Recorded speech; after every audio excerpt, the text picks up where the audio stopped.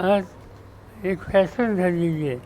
एखादा विचार तुम्हाला मंजूर नसेल, एखाद्याचं काम मंजूर नसेल की तो नक्षलायचं आहे असं म्हणून त्यांना सांगायचं. आत्ता मध्यंतरी काही लोकांच्या खचले भरले गेले, काही लोकांना वर्षावर तुरुंगात टाकण्यात आले. नंतर अंतिम कोर्टाचे निर्णय अनुकूल आले, पण आज राज्य सरकारकडून त्यांना जो विचार ज्यांचं काम मंजूर नाही अशांच्या विरुद्ध नक्षल आणि नक्षली म्हणून शिक्का मारून त्यांना एक प्रकारचं नियंत्रित करण्याचं काम हे केलं जातं आहे.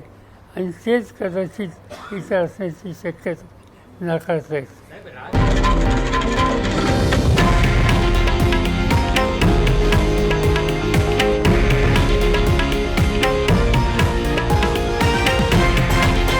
हे आहे देशातील नंबर 1 न्यूज नेटवर्क आणि आपण पाहत आहात TV9 मराठी, एकमेव.